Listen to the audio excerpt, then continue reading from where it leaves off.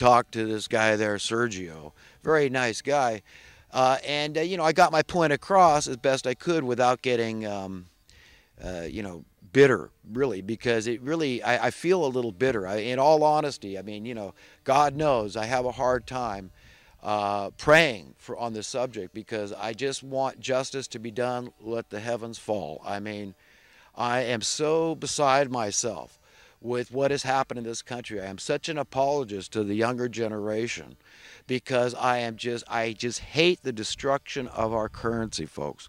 I hate it with a passion.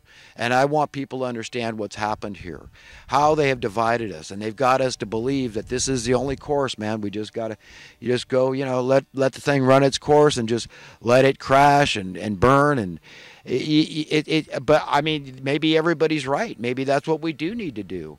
But it's just, it's very painful to see that this New World Order cabal, they're creating communists, that communist mindset, at least socialist mindset, where they say, look, capitalism didn't work. Everybody's calling this thing capitalism when really it's just fascism.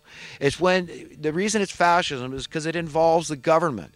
When the government's best interest is in terms of making revenue, okay, tax interest, okay, that's it, monetary interest, is in conflict with the public interest, we've got a serious problem. Here's an example of what I'm trying to talk about.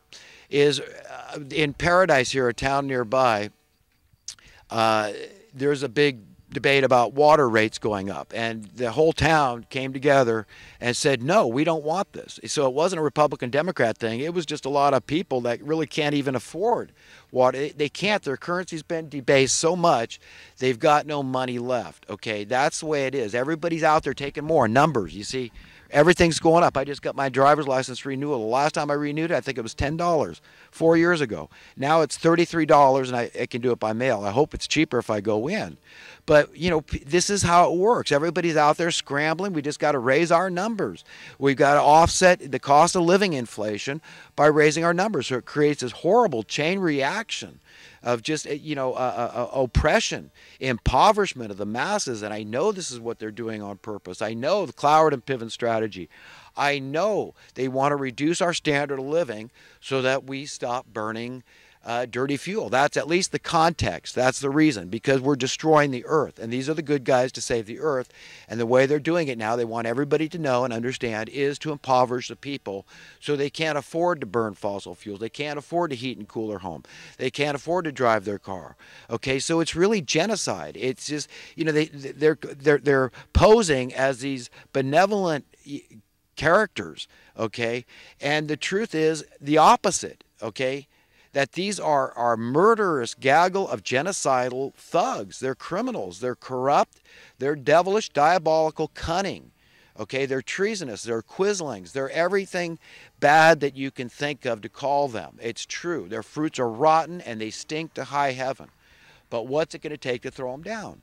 When they're willing to do anything to maintain power, anything. And we all know that's true. If they're willing to hire mercenaries, take out hits on people, you know, commit assassinations, executions, whatever it is to get their will, like spoiled, snot-nosed, arrogant little brats, okay? That's what they're doing, okay? That is why they have ruled over humanity for so long. It's not that we can't fix our problems. It's not that we can't come together as Democrats and Republicans and conservatives and liberals and socialists and capitalists. It's not that we can't come together. It's that they're doing everything they can to keep us divided, okay? Because the truth is that we can come together, and someday we will come together. All those that are going to survive on the face of this earth, because God's will, remember, is going to be done. There's no debating that. No ifs, ands, or buts. God's will eventually is going to be done. So we're hitting this wall. This is what's so foreboding about what's going on in the world today. We're hitting this wall, and the New World Order cabal is losing its power. These are the top evildoers. These are the money printing class. They're all bunched together. Remember, there's a lot of special interest groups out there that are colluding, Okay, and they know deep down inside, that they're dishonest. So they're saying, you know what, but I'm trusting this, and I'm just going along to get along. I mean, I'm scared too, and money is the way out of fear. That's financial security, and that's my freedom, and that's all good things. That's paying my bills. That's keeping a roof over my head. That's surviving, and essential human needs. I get it. God gets it, but we're in deep trouble, and to make this as gentle as landing as possible, I'll do everything I can. Every moment of my life is I'm ready to talk to anybody about, the things I believe in. And I believe that in order to make this landing as gentle as possible, you've just got to decide you are on the right side of history here. That's God's side of history, looking through his eyes, his will for humanity. What does he want for his children? Ask yourself this. You want to know what God wants for his children? Ask yourself what you want for your children. That's the same thing he wants, and so much more. Okay, and he is the giver. He is the granter of happiness.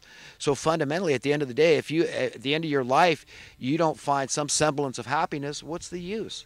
You've lived a useless life. You've got to trust in him. He's the only source and giver of truly good things. And these things are eternal things. They last forever. They're nothing that can be threatened, nothing that can be taken away from us, nothing that we can lose, because they're stored up in an invisible place in our heart and our soul and our spirit and our mind. And God is capable of giving us a new and much better body, infinitely better body than the one we have, at the drop of a hat. That's it. That's the power of the Most High. That's the power of our parents. That's the power of our owner. That's the power of our Creator, our God Almighty.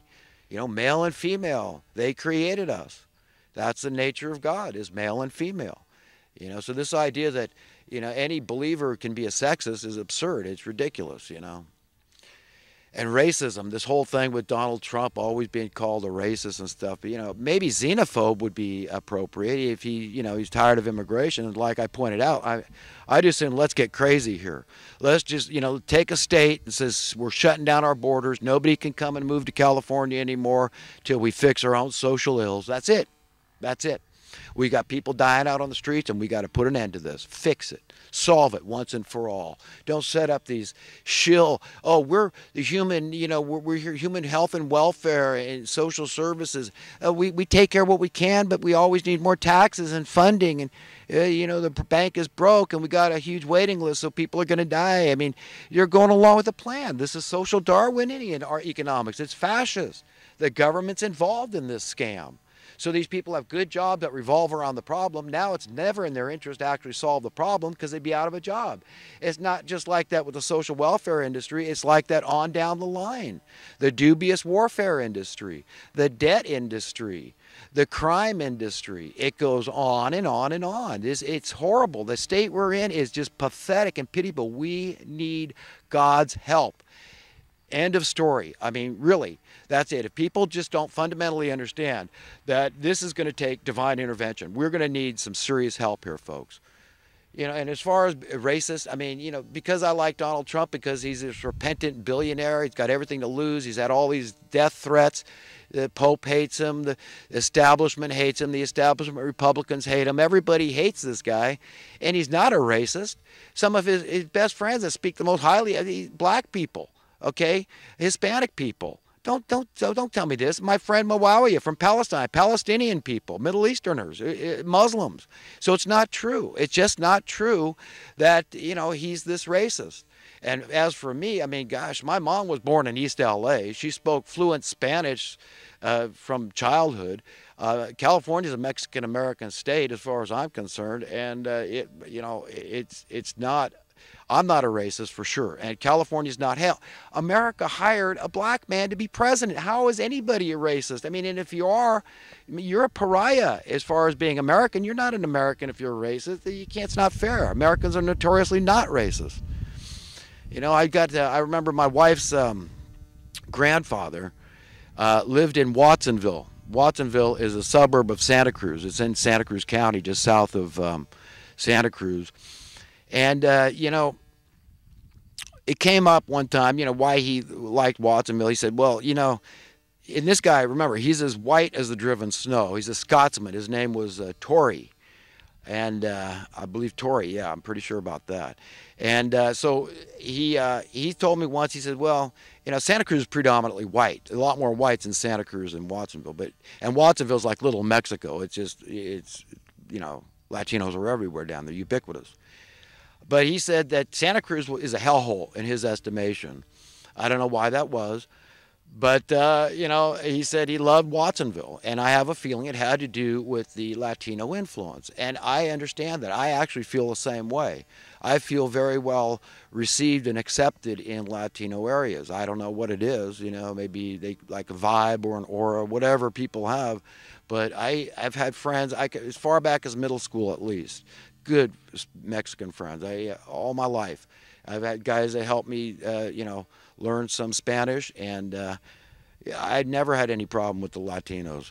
But anyhow, that's what Mr. Tory's estimation of, why he wanted to be around all these Latinos.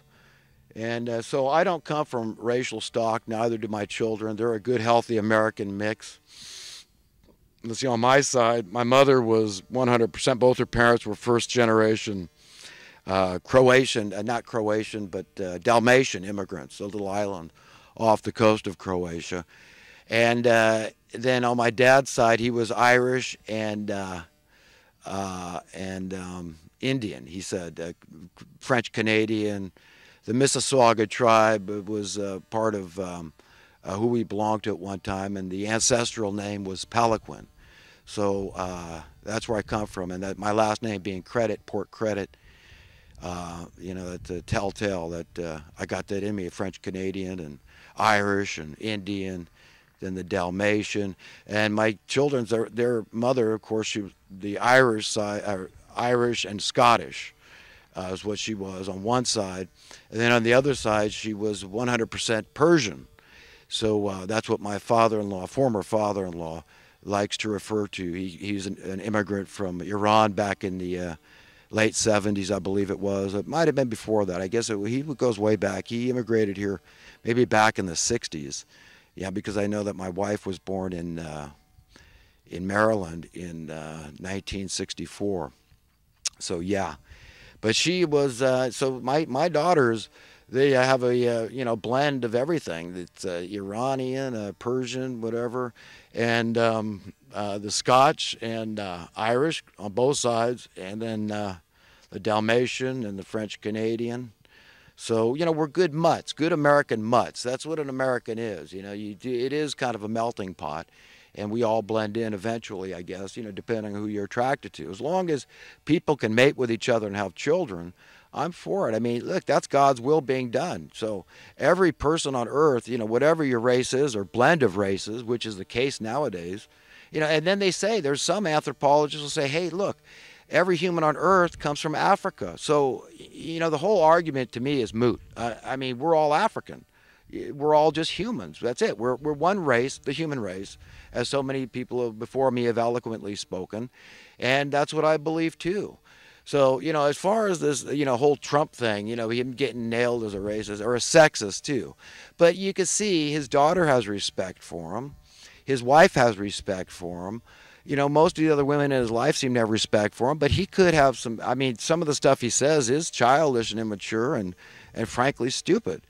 But look, we're all products of a society that's full of stupidity. That's it. It's everywhere. So is it any surprise when any of us say stupid, foolish things?